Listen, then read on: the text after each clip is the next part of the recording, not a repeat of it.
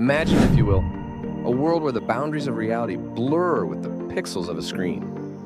In a modest, cluttered room, the glow of a single computer screen illuminates the face of a visionary. This isn't just any developer. This is someone whose dreams are about to transcend the digital realm and manifest into a global phenomenon. This is the beginning of a journey that will rewrite the rules of gaming and creativity. Our story begins in the quiet corners of imagination, where a simple yet groundbreaking idea is born. Picture a game that's more than a game. It's a limitless universe, a sandbox of creativity where players are the masters of their own destinies. From these humble beginnings, our developer works tirelessly, coding into the wee hours of the night, driven by a passion that's almost tangible. The game, in its infancy, is rough, unrefined but brimming with potential. As the game makes its debut, the response is lukewarm. But then, something remarkable happens. Word of mouth spreads like wildfire. The game's open-ended nature captivates a diverse audience, from young children to seasoned gamers. It becomes a canvas for the imagination, a tool for education, and a playground for millions. Our developer watches in awe as their creation takes on a life of its own, growing beyond their wildest dreams. Welcome to CashOps, where we turn financial wisdom into profit-making strategies. Today, we're unlocking the secrets of a game developer that sold for a crazy amount of money. The crescendo of our tale is as dizzying as it is dazzling. The game's success catapults our developer into the stratosphere of the tech world. Awards, accolades, and fame follow. But with great power comes great responsibility and great isolation. The decision to sell the game, once a far-off thought, becomes a reality. The figure? An eye-watering $2.5 billion. It's a moment of triumph, a testament to the game's impact on the world. But what of the person behind the pixels? Suddenly, the developer finds themselves in a world where every wish can be granted, but the simple joys of coding, of creating, seem like distant memories. The mansion, the parties, the celebrity friends. It all feels like a scene from a movie in which they're an unwilling protagonist. As the glitter fades, our developer confronts a new challenge, finding meaning in a world where everything is at their fingertips, yet nothing satisfies. The parties grow stale, the conversations shallow. The thrill of creation, once a burning flame, now flickers in the shadows of their success. Our protagonist is faced with the ultimate paradox, having everything but feeling empty inside.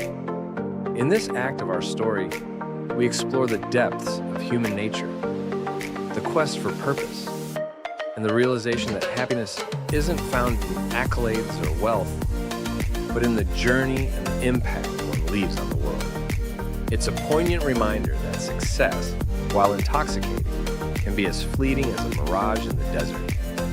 As we transition to a more analytical viewpoint, let's explore the financial landscape that led to the seismic decision to sell Minecraft. At the zenith of its popularity, Minecraft was not just a game, it was an economic juggernaut, generating revenue from game sales, merchandise, and licensing deals. It had become a cornerstone in the indie gaming world. But with great success came equally great challenges.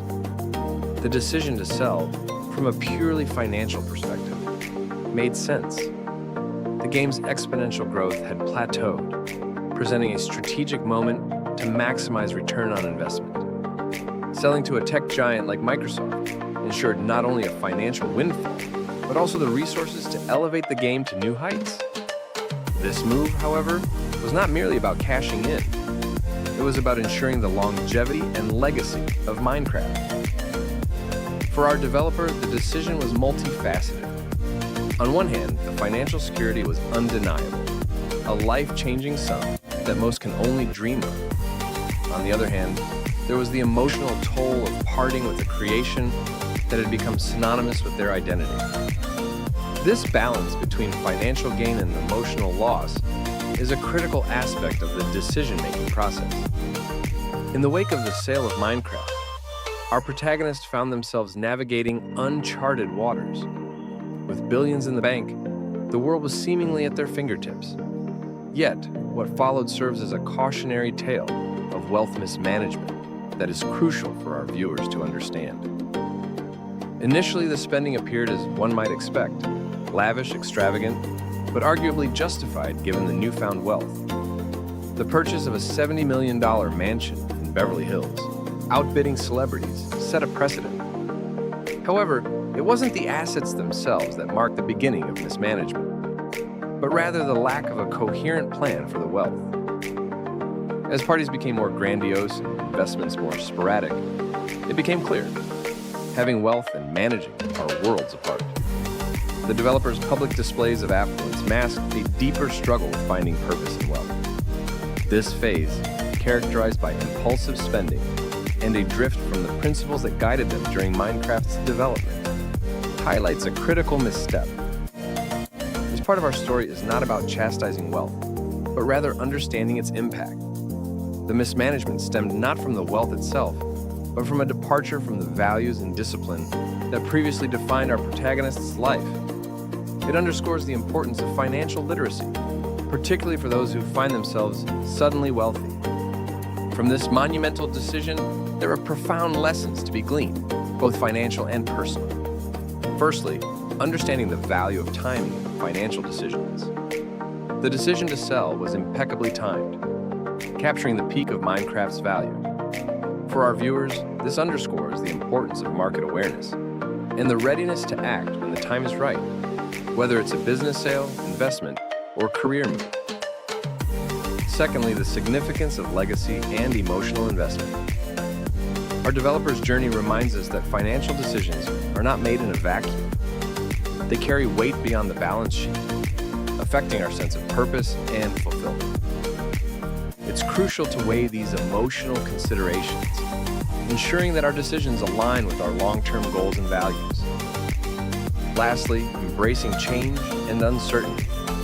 Post-sale, our developer faced a new reality, filled with both opportunity and introspection.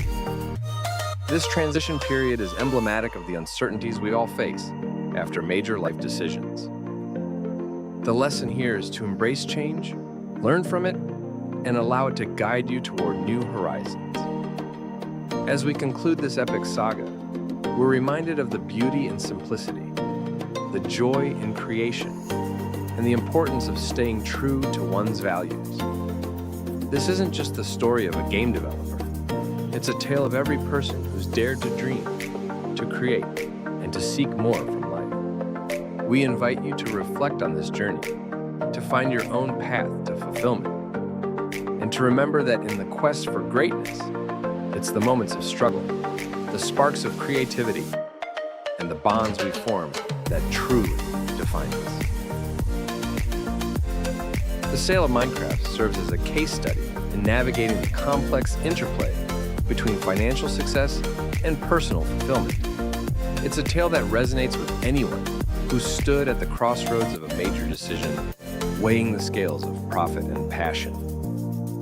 As we close this chapter of our narrative on CashOps, we reflect on the resilience of the human spirit, the courage to dream big, and the wisdom to chart a course through the uncertainties of life. Thank you for embarking on this journey with us. If these insights have sparked a flame of curiosity or ambition within you, we invite you to like, subscribe, and join us as we explore more stories that challenge, inspire, and transform.